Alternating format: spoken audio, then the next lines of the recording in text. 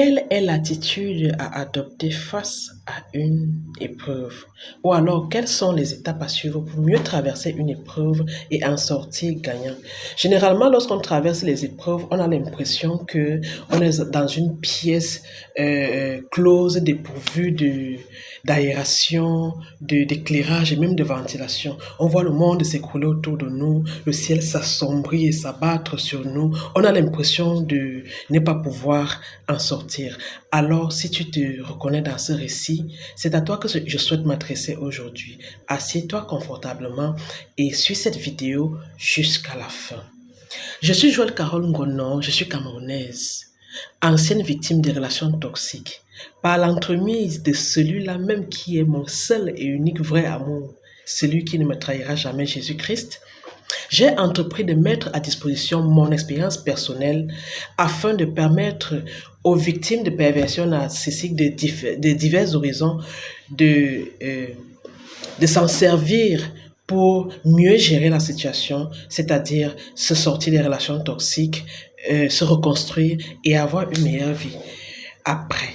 Donc, il est possible de sortir d'une relation toxique et d'avoir une meilleure vie. Mais avant d'entrer dans le vif du sujet, j'ai à cœur aujourd'hui de partager avec vous ce bout de message sur les épreuves que nous traversons tout au long de nos vies. Vous convenez avec moi qu'il est difficile, voire impossible de résoudre un problème dont on ignore l'identité.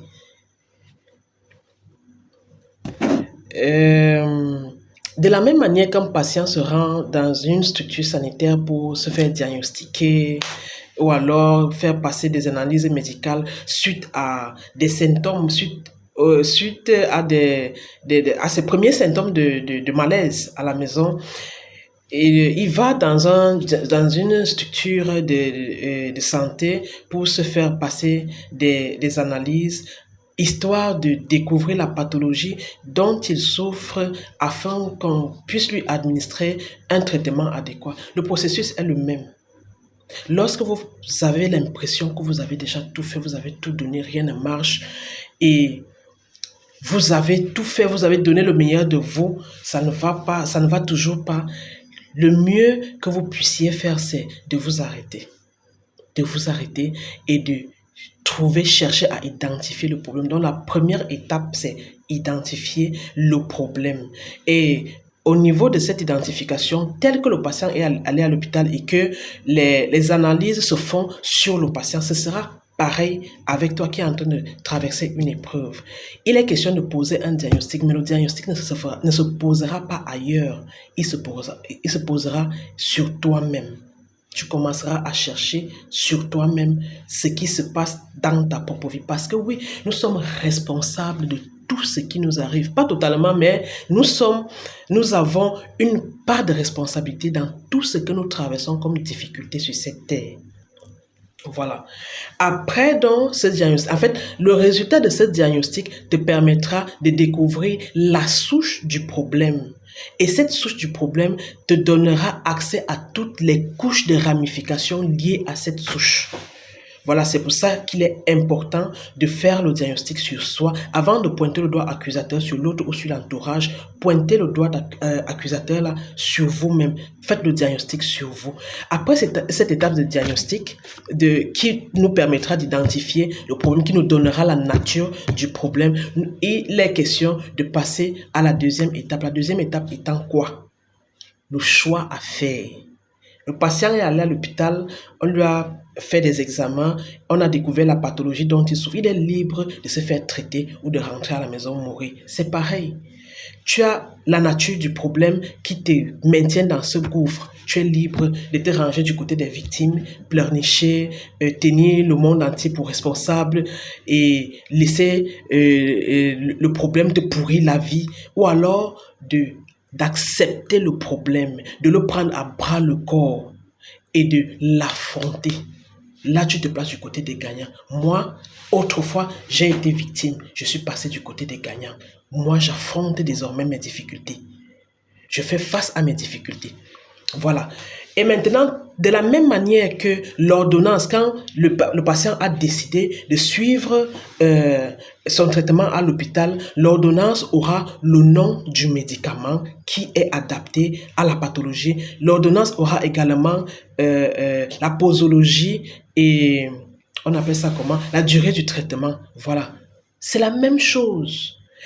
La solution à ton problème sera en fonction de la nature du problème que tu as identifié et de l'impact que ce problème a sur toi, sur ta vie.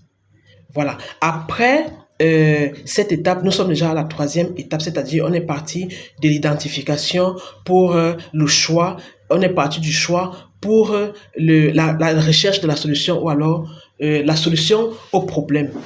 Après cette solution au problème, on suppose que tu vas prendre le traitement adéquat. Nous tomberons au niveau du bilan. Après chaque épreuve, mes frères, mes sœurs, ne vous précipitez pas. Ne sautez pas d'une épreuve à l'autre sans faire le point de l'épreuve en question que vous avez traversée. On tombe au niveau du bilan. Si tu as fait le travail les étapes que j'ai énumérées au début, c'est-à-dire l'identification, le choix, la résolution du problème, tu vas tomber immédiatement au niveau du bilan. Et au niveau du bilan, qu'est-ce qui se passe? Le bilan te permet de savoir exactement pourquoi, te donnera la raison pour laquelle tu es passé par cette épreuve. C'est à ça que sert le bilan. Au niveau du bilan, tu auras le message qui était caché derrière l'épreuve. Tu auras certainement soit une nouvelle direction à prendre, soit une nouvelle opportunité à saisir, soit, je sais pas, il y aura toujours un message.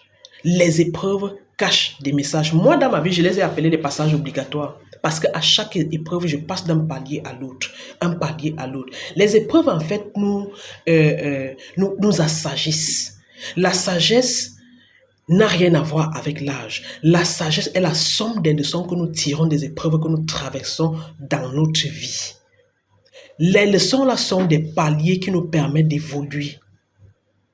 Et si tu as fait, une fois que tu as traversé une épreuve de la manière dont je vous parle, que tu as fait les 4 étapes, les 4 étapes qui te permettent de mieux gérer la situation, ta perception de l'épreuve change totalement. Tu ne prendras plus une épreuve comme la fin de ta vie. Chaque épreuve qui arrivera te permettra, te dévoilera la nouvelle direction à prendre dans ta vie. Donc, tu ne prendras plus les épreuves comme la fin de ta vie. Tu n'en voudras pas à la terre entière. Non, tu entreras en toi-même parce que la solution à chaque épreuve, ça reste mon avis parce que moi, j'ai toujours trouvé les solutions à mes épreuves en moi-même, pas ailleurs. Les ramifications, je les découvre quand j'ai déjà la souche du problème en moi. Donc, nous allons récapituler.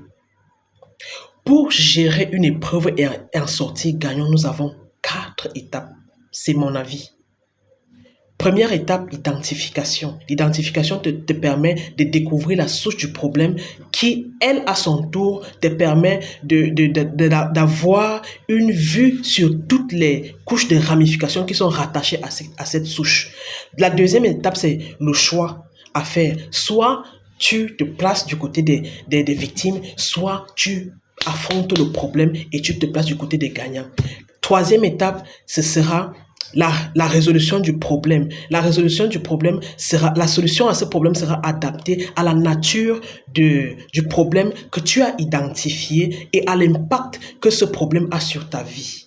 Quatrième étape, le bilan. Le bilan te permet de tirer des leçons qui te permettent d'évoluer, qui t'assagissent, qui t'instruisent, dont l'épreuve est le meilleur enseignant. C'est ce que j'avais à cœur de partager avec vous aujourd'hui. Nous allons nous retrouver dans d'autres vidéos pour la suite du projet. Le projet n'est qu'à son début. Donc, je suis en train de travailler dessus pour que je produise les vidéos qui vont nous permettre de mieux comprendre ce phénomène de perversion narcissique pour lequel j'ai ouvert cette plateforme. Sur ce, je vous souhaite de passer d'agréables moments où que vous soyez et disons-nous à très bientôt pour d'autres visuels. Merci.